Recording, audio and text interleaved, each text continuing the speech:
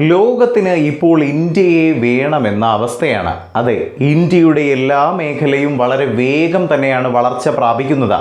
പ്രത്യേകിച്ച് ലോകത്തിലുള്ള എല്ലാ രാജ്യങ്ങൾക്കും ഇന്ത്യയുടെ വ്യവസായ പ്രതിരോധ മേഖലയിൽ ഒരു പ്രത്യേക കണ്ണുണ്ട് എന്ന് തന്നെ പറയണം. വാർത്ത ഞാൻ വിശദമാക്കാം. പ്രിയ പ്രേക്ഷകർക്ക് പേജ് ഡോട്ടിലേക്ക് സ്വാഗതം. അധികം വലിച്ചു നീട്ടുന്നില്ല, നേരെ വാർത്തയിലേക്ക് പോകാം. സ്വീഡൻ എന്ന രാജ്യത്തിന് നമ്മുടെ ഇന്ത്യയുടെ സഹായം വേണം എന്ന അവസ്ഥയാണ്. എന്തിനാണെന്നല്ലേ? വളരെ സിമ്പിളായി തന്നെ പറഞ്ഞു തരാം. ലോകത്തിലെ ഏറ്റവും നൂതനമായ എയറോസ്പേസ് വ്യവസായം സ്ഥാപിക്കുക എന്ന ലക്ഷ്യത്തോടെ സ്വീഡൻ ഇന്ത്യയെ സമീപിച്ചിരിക്കുകയാണ്. നമ്മുടെ ഇന്ത്യൻ സർക്കാരിന് മുന്നിൽ സ്വീഡൻ ഒരു അഭിലാഷകരമായ ഓഫർ മുന്നോട്ട് വെച്ചിരിക്കുകയാണ്.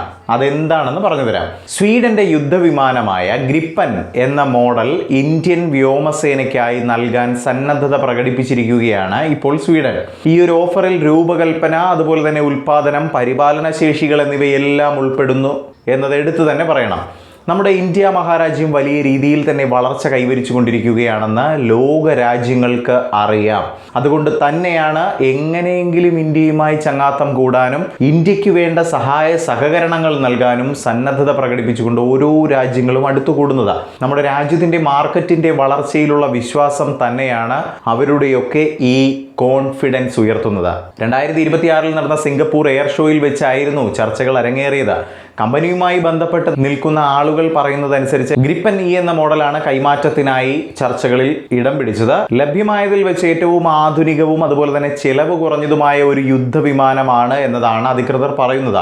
ഈ ഗ്രിപ്പൻ യുദ്ധവിമാനങ്ങൾ ഇന്ത്യ ഏറ്റെടുക്കുകയാണെങ്കിൽ നമ്മുടെ ഇന്ത്യൻ എയർഫോഴ്സിന്റെ ശക്തി ഗണ്യമായി വർദ്ധിപ്പിക്കാൻ കഴിയുമെന്നതും കമ്പനി വൃത്തങ്ങൾ തരുന്ന ഒരു ഉറപ്പാണ്. അതുപോലെ തന്നെ നമ്മുടെ ഇന്ത്യൻ എയർഫോഴ്സ് പ്രവർത്തിപ്പിക്കുന്ന നിലവിലുള്ള റഫേൽ അതുപോലെ തന്നെ തേജസ് യുദ്ധവിമാനങ്ങൾക്കൊപ്പം ഒരു തടസ്സവും കൂടാതെ യുദ്ധവിമാനങ്ങൾ സംയോജിപ്പിക്കാനാകുമെന്നതും കമ്പനി അവകാശപ്പെടുന്നുണ്ട്. എന്തായാലും നമ്മുടെ രാജ്യം കൃത്യമായ പഠനങ്ങൾ നടത്തിയ ശേഷം മാത്രമേ ഏതൊരു ഓഫറിലും കൈ കൊടുക്കുകയുള്ളൂ എന്ന് നമുക്കറിയാവുന്ന കാര്യമാണ്. പിന്നെ ഈ ഗ്രിപ്പൻ യുദ്ധവിമാനങ്ങളുടെ കാര്യം പറയുകയാണെങ്കിൽ, ഗ്രിപ്പൻ ഇയുടെ ഒരു ശ്രദ്ധേയമായ സവിശേഷത എന്തെന്നാൽ അതിന്റെ വികസിച്ചുകൊണ്ടിരിക്കുന്ന കൃത്രിമ ബുദ്ധി കഴിവുകളാണ്. അതായത് ആർട്ടിഫിഷ്യൽ ഇന്റലിജൻസ് AI കഴിവുകളാണ്.